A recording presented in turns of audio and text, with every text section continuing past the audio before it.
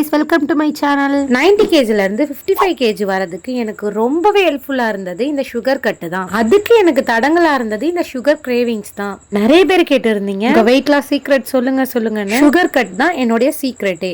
சரி, இன்னைக்கு நான் என்ன டாபிக்கோட வந்திருக்கேன்னா சுகர் கிரேவிங் அது எதனால வருது, அதை நம்ம எப்படி சரி பண்ணிக்கலாம் அப்படின்ற முழு விபரத்தையும் நான் அந்த வீடியோல சொல்லியிருப்பேன். சோ வீடியோவை ஃபுல்லா பாருங்க. இன்னும் நீங்க என் சேனலை சப்ஸ்கிரைப் பண்ணாம வீடியோ பாக்குறீங்கன்னா சப்ஸ்கிரைப் பண்ணிக்கோங்க. வாங்க வீடியோக்குள்ள போலாம். ஃபர்ஸ்ட், சுகர் கிரேவிங்ஸ்ன்றது எதனால வருதுன்னு பாத்திரலாம். அதாவது பிளட் சுகர் ஸ்விங்ஸ், ரத்த சர்க்கரை அளவுல ஏற்படுற ஏற்றத்தாழ்வுகளால தான் சுகர் கிரேவிங்ஸே வருது. அது எப்படி எங்களுக்கு தெரியும்? பிளட் சுகர் ஏறதும் இறங்குறதும் அடிக்கடி டெஸ்ட் பண்ணி பார்க்கணுமா என்ன?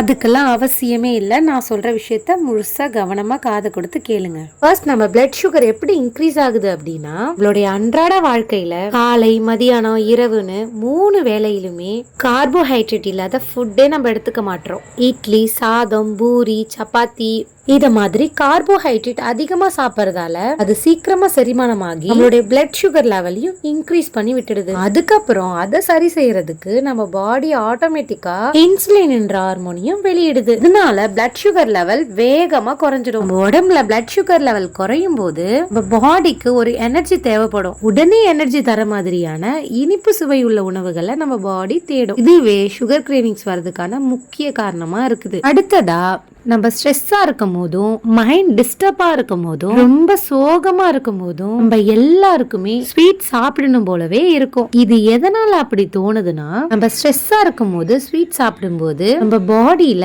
Dopamine and செரிட்டோனின் hormone சுரக்குது. இதனால நம்ம மைண்ட் ரொம்பவே ரிலாக்ஸ் ஆகுது. இதுவே நமக்கு ஒரு பழக்கமா மாறும் போது நம்ம மைண்ட் செட் சரியில்லாத போதெல்லாம் நமக்கு சுகர் சாப்பிடணும் போல தோணும். இந்த மாதிரி எத்தனை பேருக்கு தோணி இருக்குன்னு கமெண்ட்ல சொல்லுங்க. அடுத்ததா, நம்ம பாடியில தேவையான நியூட்ரிஷன் இல்லைன்னா அப்போ நமக்கு பசி எடுக்கும். அந்த பசியில நமக்கு ஸ்வீட் சாப்பிட்டா நல்லா இருக்கும் அப்படின்னு தோணும். உதாரணமா, சாக்லேட் சாப்பிடணும் போல உங்களுக்கு ஆசை இருந்துச்சுன்னா உங்க உடம்புல மெக்னீசியம் சத்து ரொம்ப குறைவா இருக்குன்னு அர்த்தம்.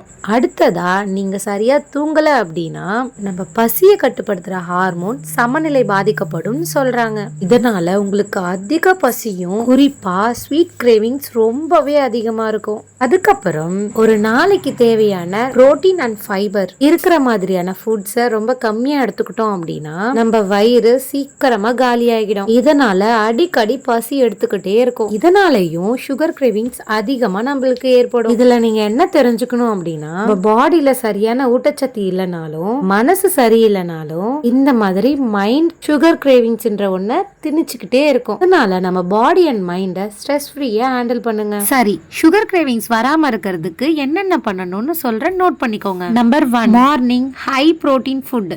இந்த மாதிரி மார்னிங்கே நம்ம புரோட்டீன் எடுத்துக்கிறதால நம்ம வயிறு ரொம்பவே ஃபில்லிங்கா இருக்கும்.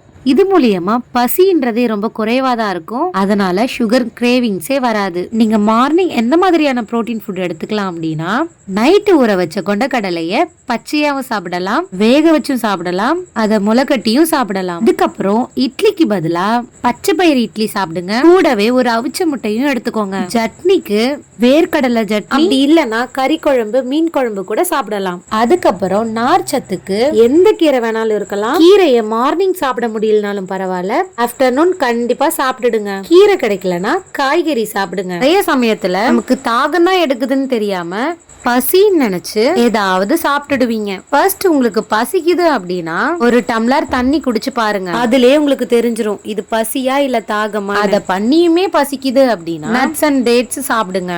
கண்டிப்பா அதுக்கப்புறம் பசி எடுக்காது. நம்பர் 2, நைட் கண்டிப்பா 8 மணி நேரம் ஃபுல்லா தூங்கி இருக்கணும். நீங்க தூங்கும் போது கண்டிப்பா லைட் ஆஃப் பண்ணிட்டு தூங்குங்க. இது மூலியமா நம்ம பாடியில ஹாப்பி ஹார்மோனும் சுரக்குது. சோ ரொம்ப மைண்ட்ஃபுல்லா தூங்குவீங்க. Number 3, self control. இது ரொம்பவே முக்கியம். நான் சொன்ன பாயிண்ட்ஸ் எல்லாத்தையும் பண்ணணும் அப்படின்னா செல்ஃப் கண்ட்ரோல்ன்றது ரொம்ப முக்கியம். நீங்க நினைச்சா மட்டும்தான் நான் சொன்னதை செய்ய முடியும். அப்பதான் சுகர் கிரேவிங்ஸ்ன்றதே வராது. உண்மையை சொல்லணும்னா என்னால ஸ்வீட் சாப்பிடாம ஒரு நாள் கூட இருக்க முடியாது. ஒரு வேளைக்காச்சு நான் ஸ்வீட் சாப்பிட்டுடுவேன். அப்படி ஒரு சுகர் பைத்தியமா இருந்தேன் நானு. இப்போ எப்படி இவ்வளோ டீட்டெயில்ஸாக நான் சொல்கிறேன் அப்படின்னா, அந்த அளவுக்கு ஸ்வீட் சாப்பிட்டு ஒபிஸ் ஆன காரணத்தினால தான் சுகரை கட் பண்ணி இப்போ நான் 90 கேஜிலேருந்து 55 கேஜிக்கு வெயிட் லாஸ் டிரான்ஸ்ஃபர்மேஷன் கொடுத்துருக்கேன். ஸோ வெயிட் லாஸ்க்கு ரொம்பவே முக்கியமானது சுகர் கட். நீங்கள் சுகரை கட் பண்ணால் மட்டும்தான் உங்கள் வெயிட் லாஸ்ன்றது ரொம்பவே சூப்பராக ஸ்பீடாக நடக்கும். இந்த வீடியோ உங்களுக்கு யூஸ்ஃபுல்லாக இருந்துச்சு அப்படின்னா லைக் பண்ணிட்டு உங்களுடைய கருத்தை கமெண்ட்ல ஷேர் பண்ணுங்க. அப்புறம் இந்த வீடியோ யாருக்கு யூஸ்ஃபுல்லா இருக்கும்னு நினைக்கிறீங்களோ அவங்களுக்கு இந்த வீடியோவை ஷேர் பண்ணிடுங்க. உங்களை அடுத்த வீடியோல சந்திக்கிறேன். பாய்.